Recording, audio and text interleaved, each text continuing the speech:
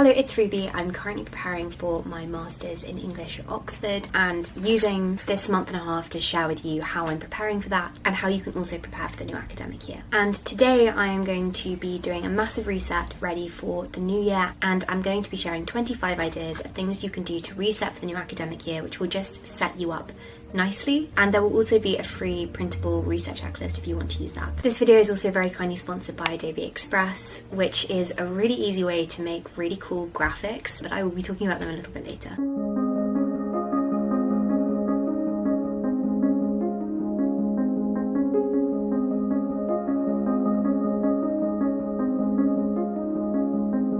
So this video is going to be separated into 3 parts. First of all, we'll be looking at organisation and academics. Secondly, we'll be looking at digital resetting. And finally, we will be looking at mindset and health. So let's start with organisation, because a clean space and organised systems will just make you feel clear-headed and more ready to take on the new academic year. Genuinely, a cluttered space and cluttered systems make for a cluttered mind. And you want to make things streamlined. You want to eliminate distractions, which will just let you focus more on what's important. So the first thing, of course, is to clear out your desk. My desk needed a huge reorganise. It's just got so cluttered over the last few months, so I went through the whole thing and cleared out the drawers, and it just feels so much clearer now. As part of this, you can also get rid of pens that don't work, donate or give away any stationery that you no longer use.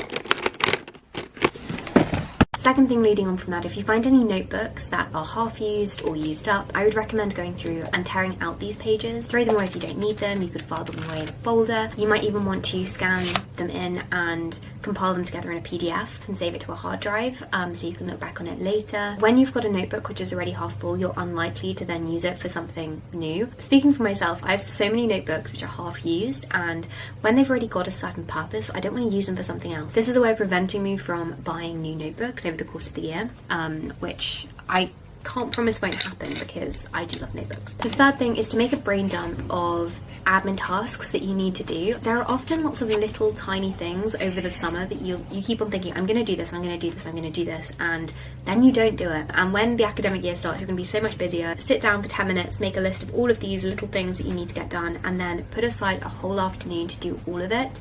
So sending emails, I'm in the process of editing together like all of this old family footage, so that's something I really want to get done before the end of the summer, for example. Number 4 is to make a list of everything you want to be keeping in your school bag or university bag, and then put that somewhere where you can see it easily. And as part of that too, to start to pack your bag for the new academic year. So in my Conquer, which is just that, I've already put in the things that I'm planning on keeping in there, like when term starts. It's like the beginnings of packing and just helps to keep everything together, especially if you've bought new stationery for the new academic year. You might also want to clean your backpack if it's dirty, like just go over it with a wet wipe or some disinfectant spray. And then leading on from that packing part, start to write your university packing list. Make your page of everything that you need to pack so you can keep on adding to this, because I guarantee you'll forget something when you write it up the first time. Next is a fairly obvious one, but go through all of your old paperwork from last year if there's anything still sitting around, and organise it. Throw away anything you don't need, file everything away. I had so much paperwork still to sort through from this year and my job, and so that's what I was doing here. And then finally, review your syllabus and transfer this onto all of your devices you might use for school. So put it on your phone, put it on your computer, on your tablet if you have one, even print out a copy, because it's just useful to have on hand.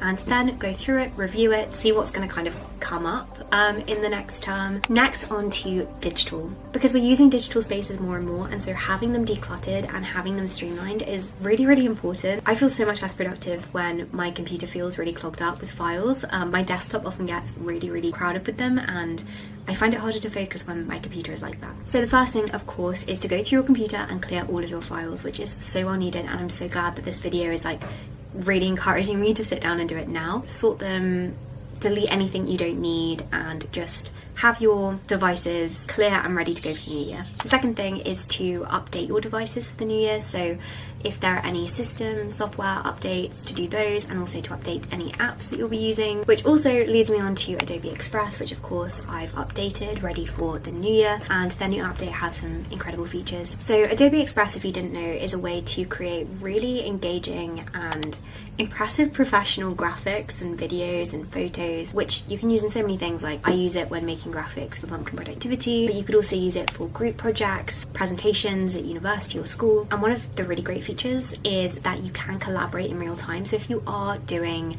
a project for university or working as part of a group, then you can all work together on these same visuals, which is so convenient. My favorite Adobe Express feature though is this new feature which lets you edit PDFs. Like edit PDFs.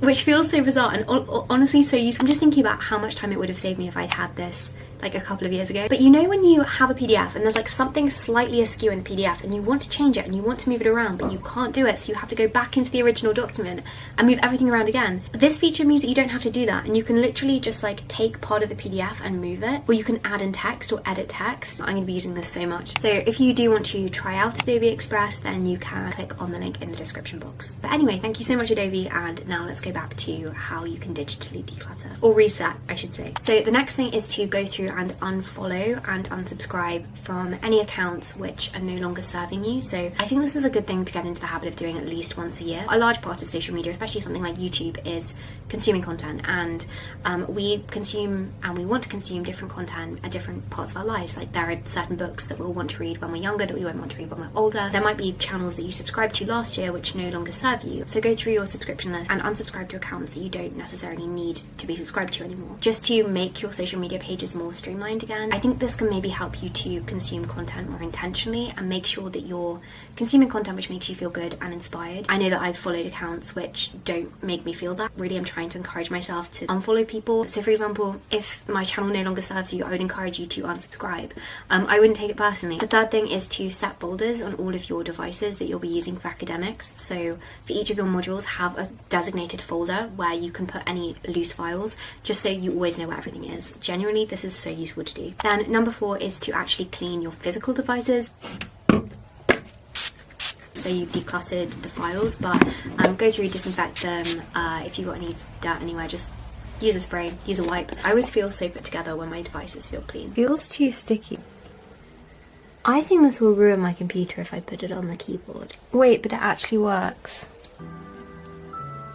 And then the final thing is to make Spotify playlists, which you can use for studying, and just update this, have this ready to go. You might also want to put together a playlist on YouTube of ambient study rooms or live study with me's that you can use if you want something like that for a study session. But it's good just to have it prepared. And then the final part of this video is looking at mindset. The first really key thing is to make a reset routine. I have one of these every Sunday, and I had one of these at university.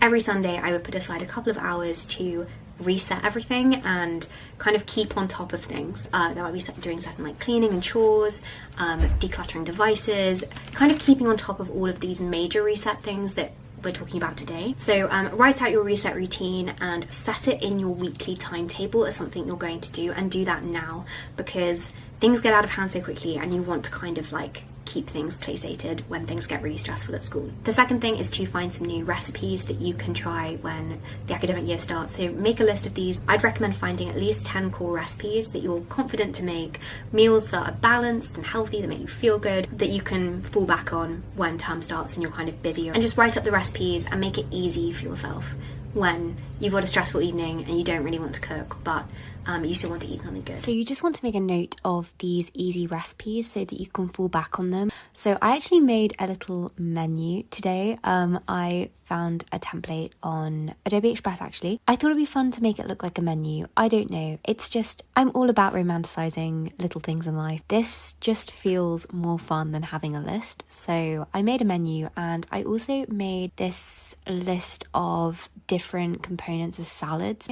because I always forget the interesting things that can go in a salad, and I just think this will keep me more creative with it. So this is what that looked like. And then finally is to fix your sleep schedule. So I'm really starting to think now about making sure I'm going to bed earlier and waking up earlier and getting enough sleep. That's something really to start doing now, I think. Final thing then, like kind of as part of that, is creating new morning and night routines, which will help you do this and will just frame and set up your day in the best possible way. But that's everything for this video. I hope that this was useful and that you can try some of these things. These are all the things that I'm doing, but there might be other things that you'd recommend, and if you do have any recommendations, then please do leave them in the comments, because if there's anything I've forgotten, which will help me reset and like be more prepared for the new year, then I definitely like to try it, and I'm sure other people would too. So thank you so much for watching. Thank you again to Adobe Express for sponsoring today's video, and I hope that you have more than just a productive week.